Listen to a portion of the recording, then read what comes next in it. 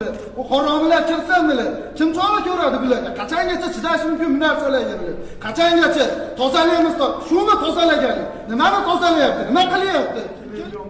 Nima endi Turonda aybi Superligaga chiqqanimi yoki sudyalarga pul chiqmayotganimi bu narsani ikkita o'yindan beri umuman tushunib bo'lmayapti. Buni mana butun dunyo ko'rdi, butun O'zbekiston ko'rib turibdi. Bugun ular o'yinchini boshiga tegib kirsa razvodkaga bolalar yig'lab yotibdi bular. Bu haromilar kirsin bilan kim chora ko'radi bularga? Qachongacha chidash mumkin bu narsalarga bilan? Qachongacha tozalaymiz?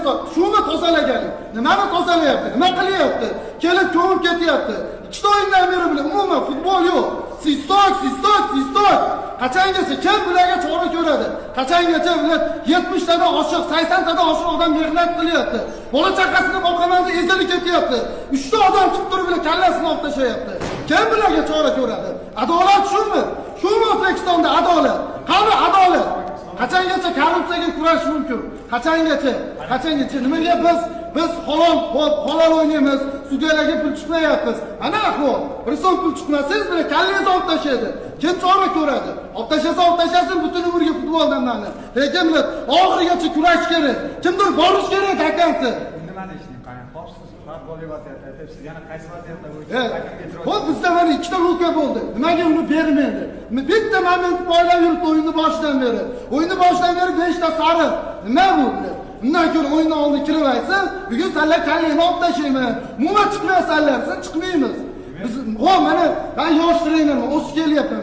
2 kunda mana mayli ko'cha to'la ish topib olaman. Lekin meni komanda bilan mehnat qilayotgan odamlar bilan kutib o'tiribdi, kutib yashayapti bilan. Komanda yutsa bilan premiya olsam, bola chaqamni boqaman deb yashayapti bilan. Bu kelyapti bilan kallasini olib tashlayapti.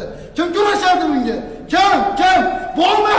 Hamma og'izda gapiradi bilan amalda yo'q hech narsa. Endi xo'p, bugun jamoa o'yini g'alaba qozonish uchun mashq olish uchun yaxshi o'yin ko'rsatdi. Xo'p, o'ynashga futbol berdimi degan savolni bering siz oldin. Har bitta epizod sistor. Qanaqa futbol bo'lishi mumkin? Qanaqa futbol to'g'risida gaplashish mumkin bilan? Sizga bilan hakam bilan o'ynashga bermasa qanaqa futbol? Qani futbol? Mana bo'ladi. Savolni tutmang bo'ldi.